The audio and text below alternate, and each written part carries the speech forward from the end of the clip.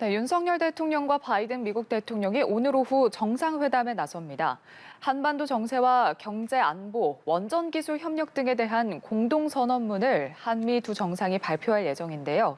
관련한 내용 전문가와 함께 전망해 보겠습니다. 정한범 국방대 안보정책학과 교수 나오셨습니다. 어서 오십시오. 네, 안녕하세요. 안녕하십니까. 자, 이번 한미 정상회담, 윤 대통령 취임 11일 만에 이뤄지는 걸로 지금 역대 최단 기간에 이뤄지는 한미 정상회담이고요. 또 바이든 대통령도 취임 후 첫 아시아 순방이고, 게다가 일본보다 우리나라를 먼저 찾았습니다. 네, 이번 한미 정상회담의 의미부터 좀 짚어주시죠. 네. 미국의 역대 대통령들이 아시아 순방을 했던 건 이제 관례적으로 했었는데요. 예. 아시다시피 이제 코로나19 사태로 해서 정상들 간의 대면 외교가 그동안 굉장히 제약이 돼 있었죠. 이런 가운데 이제 바이든 대통령이 이 아시아를 이제 처음으로 순방을 하게 됐는데, 예. 보통 미국 대통령들이 아시아를 순방할 때 일본을 먼저 방문하는 것이 관례였고요. 그래서 역시 이 미국의 동아시아 정책의 핵심은 일본이다라고 하는 이런 그런 상징적인 의미가 있었습니다. 예. 그런데 이번에는 이제 한국을 먼저 방문했다라고 하는 점에서 좀 주목을 받고 있고요. 물론 이제 백악관의 공식 입장은 방문 순서는 중요한 것이 아니다, 이렇게 얘기를 하고 있습니다만, 예. 기존과는 좀 달랐던 순서가 있기 때문에 좀 관심을 받고요.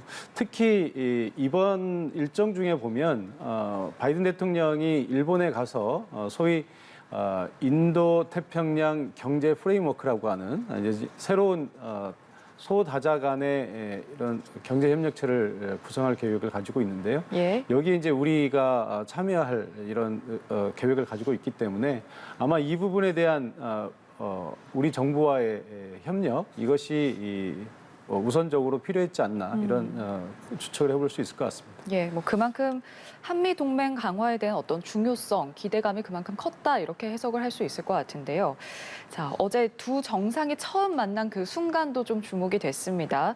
어제 첫 만남임에도 불구하고 지금 22초 동안 긴 악수를, 그러니까 계속 손을 잡고 인사를 나누는 장면이 보였는데, 자, 어제 윤 대통령의 첫 정상회교는 어떻게 평가하시겠어요?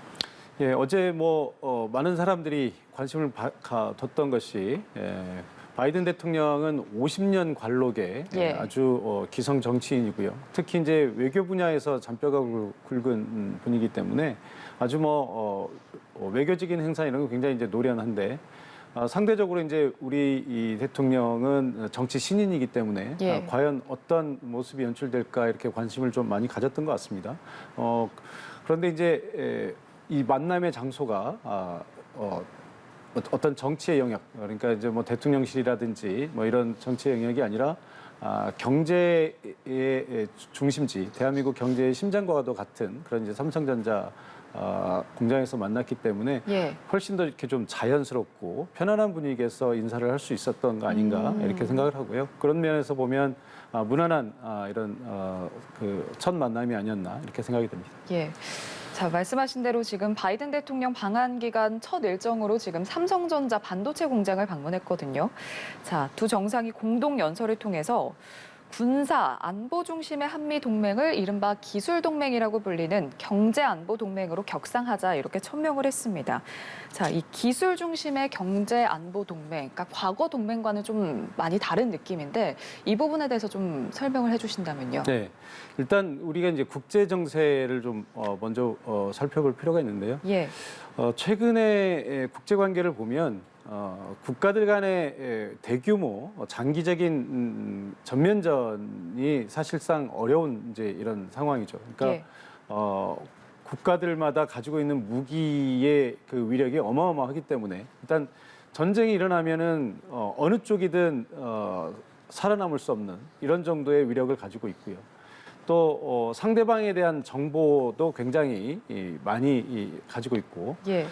과거에 비해서 어떤 그 지도자 개인의 독단적인 결정에 의해서 전쟁이 이루어지기보다는 시민사회가 커져 있기 때문에, 심지어 중국과 같은 사회주의 국가에서도 시민사회의 영향력이 없다고 할 수 없거든요. 예. 그러니까 이제 전쟁이 과거처럼 무기를 가지고 하는 전쟁보다는 좀 다른 양상을 띠고 있는데, 여기서 이제 경제적인 어떤 그 파워를 경제적인 영향력을 행사하는 것이 굉장히 이제 중요한 화두가 되었습니다.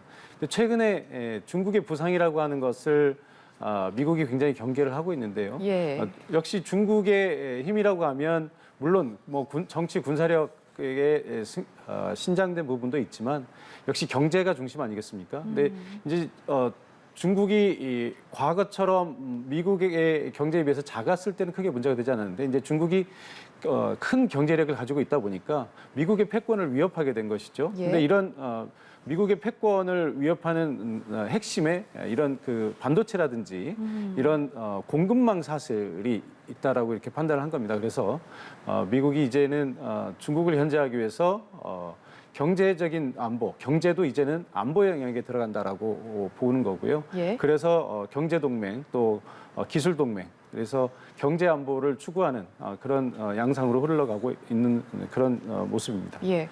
어제 이 두 정상의 안내를 맡은 이재용 삼성전자 부회장의 역할도 돋보였는데, 자, 지금 그 바이든 대통령과 함께 방문한 이제 인물 중에 자, 반도체 설계 업체죠. 퀄컴 CEO가 함께 왔는데, 자, 이제 이재용 부회장이 퀄컴 CEO에게 좀 기술적으로 좀 우월함, 우위를 좀 보였다 이런 해석도 나오고 있거든요. 그러니까 지금 미국은 뭐 퀄컴이든 지금 반도체 기업들이 주로 이제 반도체를 설계만 하고 있는 거고, 지금 우리나라 같은 경우는 이걸 지금 반도체를 생산할 수 있는, 그러니까 위탁 양산을 맡아줄 어떤 파운드리 기업의 역할을 할 수 있다 이렇게 보는 거죠. 그럼요. 우리 그 뭐 삼성전자의 국제적인 위상 뭐 이건 뭐 두말할 필요가 없고요. 예. 현재 국제 반도체 시장에서 우리 이 삼성전자뿐만 아니라 SK 하이닉스를 포함해서 우리 기업이 차지하고 있는 비중이 어마어마하죠. 물론 이제 최근에는 대만의 파운드리 업체들이 조금 그 파운드리 분야에서는 우리보다 좀 앞서 있는 건 사실입니다만, 예. 삼성전자가 현재 파운드리에 대한 투자도 지금 대대적으로 늘리고 있고요. 특히 이제 미국의 공장을 만들고 있는 이런 상황이기 때문에 아마 그런 의미에서도 지금 바이든 대통령이 첫 방문지로 이 삼성전자를 선택했을 가능성도 있고요. 예. 아마도 어제 이제 3나노 웨이퍼라고 그러죠. 이걸 세계 최초로 또 양산을 하게 되는데 이거 역시 이제 세계 최초고 예. 다른 나라들과의 기술 격차, 이제 소위 이제 초격차라는 말을 사용을 하는데 다른 나라들과의 격차를 확실하게 벌려서 그것을 과시하는 그런 자리였다라고 하는 의미도 있는 것 같습니다. 예. 자, 이렇게 첫 대면이 끝났고, 자, 이제 잠시 후 오후에 두 번째로 만나서 정상회담을 하게 됩니다. 지금 핵심 의제로는 뭐 북핵 대응, 경제 안보, 영내 협력 등이 지금 거론되고 있는데, 자, 과연 어디에 방점을 두고 정상회담이 진행될 것인가 이것도 참 궁금하거든요. 일단 앞서 첫 방문에서 볼 수 있듯이 뭐 경제 쪽에 좀 방점이 찍혀 있지 않을까 싶기도 하면서도 또 지금 북한 문제도 또 시급하기 때문에 어떻게 예상을 해볼 수 있을까요? 뭐 사실은 그 중에 하나를 골라라 그러면 굉장히 예. 난처한 질문이 될 수밖에 없는데요. 예.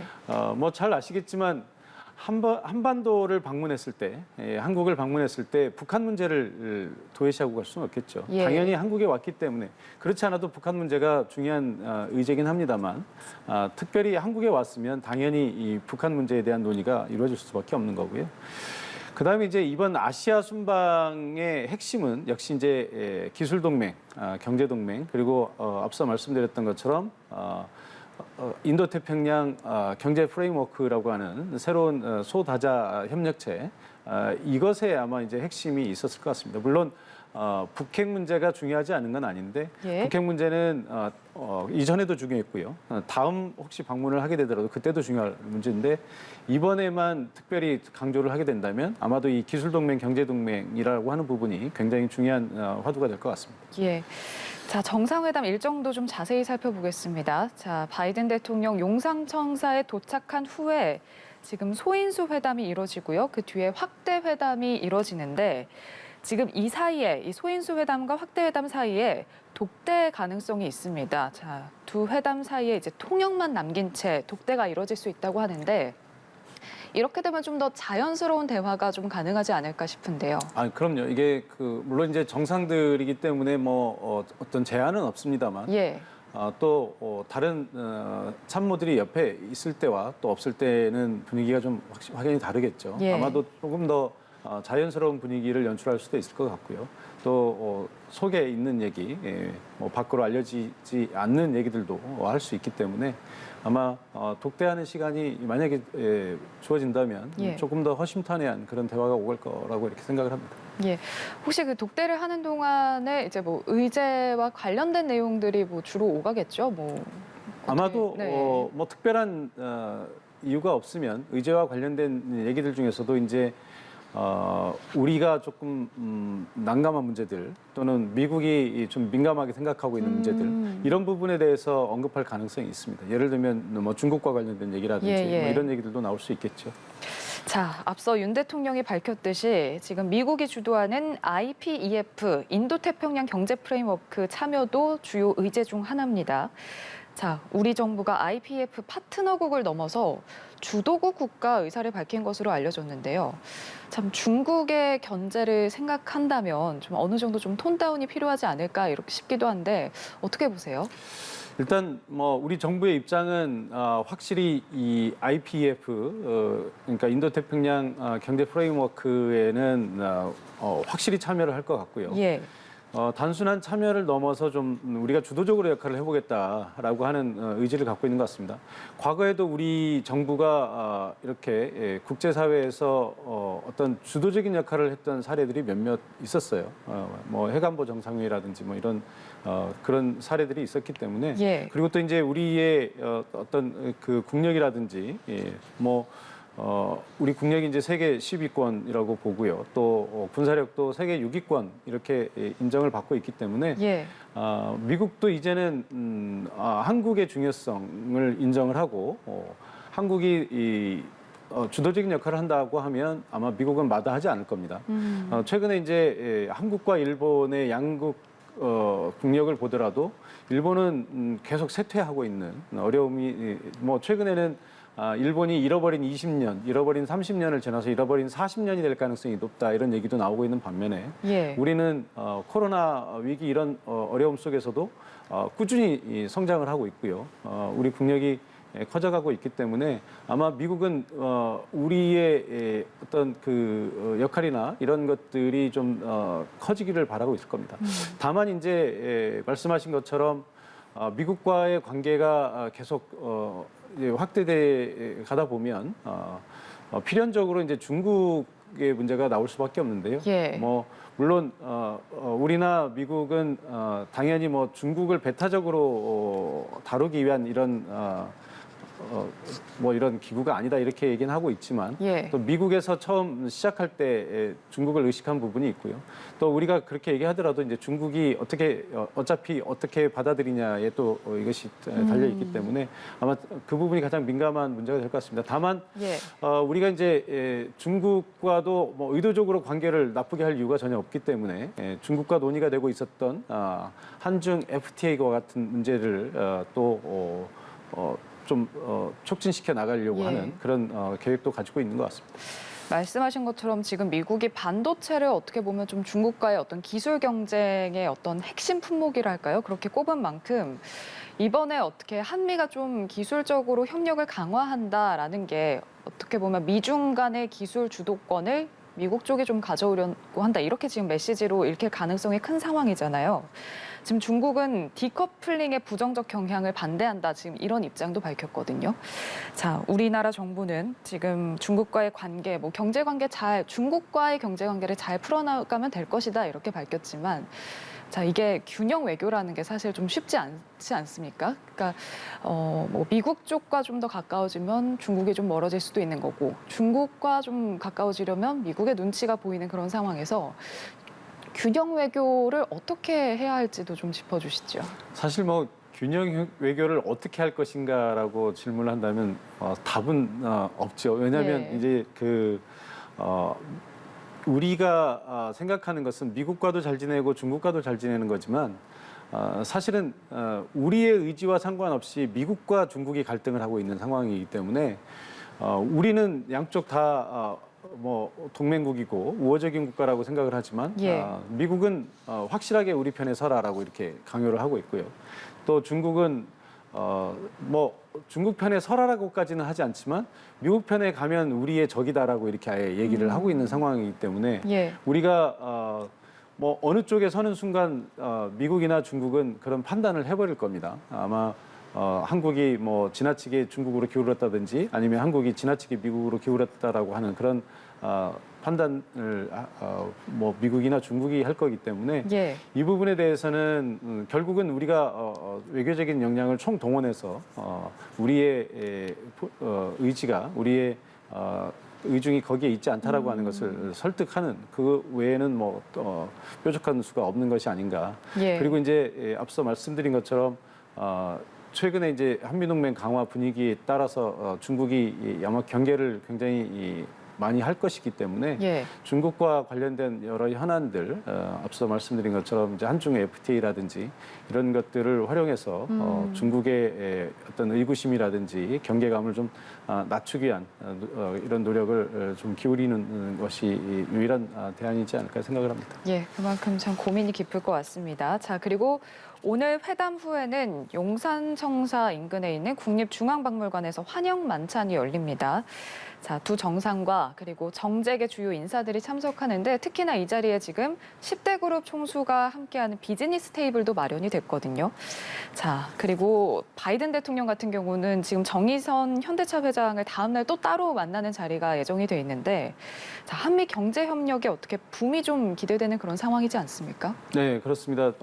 말씀하신 것처럼 뭐 물론 다른 나라의 정상이 방문을 했을 때 예. 경제 지도자들과 이제 이런 그 자리를 갖는 것은 뭐 관례상 항상 있는 일입니다. 그런데 이번에는 이제 이례적으로 오면서 바로 삼성전자 공장을 방문하고 이재용 부회장과도 대화를 했고요. 예. 또 말씀하신 것처럼 마지막 날 또 정의선 현대자동차 회장을 또 만나게 되는데 이런 과정을 보면 얼마나 지금 바이든 대통령이 이 한국의 경제 지도자들 그리고 한국의 기업들과 유대를 쌓고 싶어 하는지를 알 수 있고요. 예. 그만큼 지금 미국이 추구하고 있는 글로벌 동맹 그리고 포괄적 전략 동맹의 핵심이 이 한국의 경제력, 한국의 기업 그리고 한국의 기술과 관련이 돼 있다라고 하는 것을 보여주는 것이라고 생각을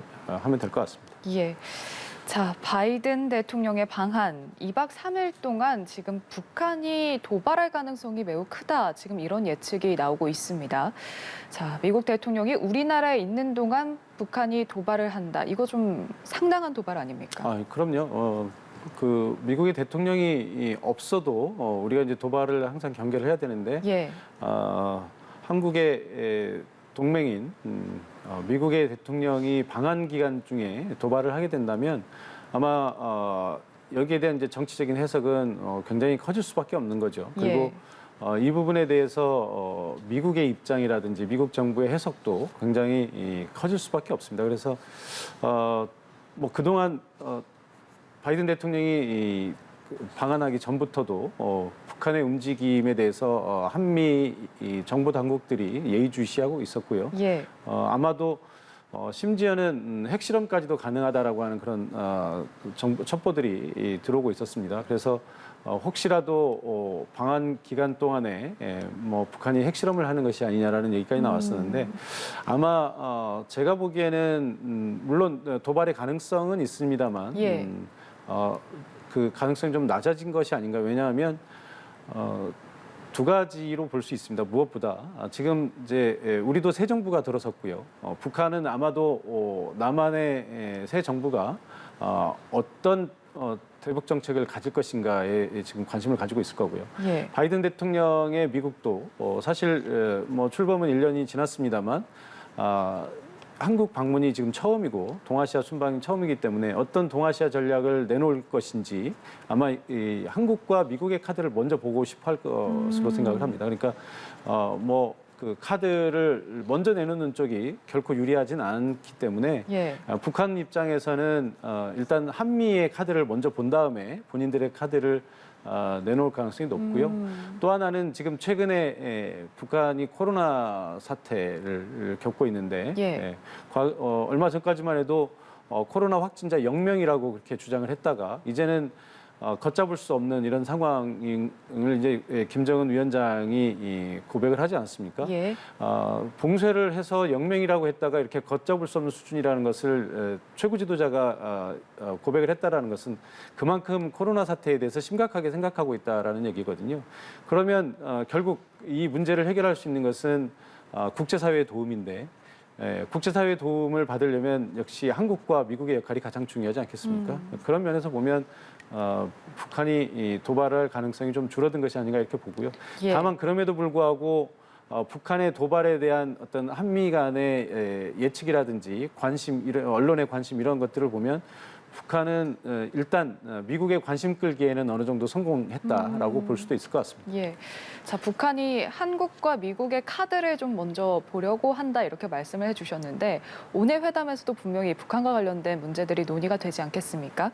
한미 대북 정책이 좀 아무래도 북한의 코로나 상황도 있다 보니까 투 트랙으로 가게 될 전망에 대해서는 어떻게 보세요? 뭐 그럴 가능성 충분히 있습니다. 물론 이제 우리 정부가 출범하면서 뭐 많은 대북 정책에 변화가 있을 것이라는 이제 예측과 달리 그래도 비교적 우리 뭐 이제 그 권영세 통일부 장관도 그렇고요. 예. 기존의 정책 중에서 좋은 것은 그대로 써라라고 하는 그런 메시지를 줬거든요. 그러니까 예. 일단 과거처럼 보수 정부가 들어섰다고 해서 대결 일변도의 그런 정책으로 급작스럽게 선회할 것 같지는 않습니다. 일단 예. 물론 우리 정부의 입장이 최종 결정된 것은 아니기 때문에 지금 단정적으로 말씀드리는 것은 좀 성급합니다만 예. 일단 우리 정부의 입장이 뭐 대결 지향적이다 이렇게 얘기하기는 어려울 것 같고요. 그런 측면에서 보면 북한 입장에서는 한국 정부의 대북 정책이 어떤 방향으로 갈지도 모르는데 예. 먼저 상황을 악화시키는 그런 악수를 두지는 않지 않을까 이렇게 생각을 하고요. 예. 또 그런 면에서 보면 앞서 말씀드린 것처럼 이제 코로나 같은 것은 일종의 인도적 문제 아니겠습니까? 이것은 이제 고통을 받는 것은 북한의 지도층이 아니고 북한의 평범한 인민들이기 때문에 북한 주민들의 문제의 관점에서 본다면 한국과 미국의 정상이 조금 더 인도적인 차원의 접근을 결정할 수도 있고요. 예. 그래서 아마 정치적인 것과 이런 인도적인 부분, 보건 협력이라든지 이런 부분은 별개로 생각하는 투트랙 전략도 충분히 가능한 시나리오가 아닌가 이렇게 생각이 됩니다. 예. 오후에 있을 정상회담 이후에 공동선언문에 어떤 내용이 담길지도 좀 지켜봐야 할 것 같습니다. 정한범 국방대 안보정책학과 교수와 함께했습니다. 고맙습니다. 네, 고맙습니다.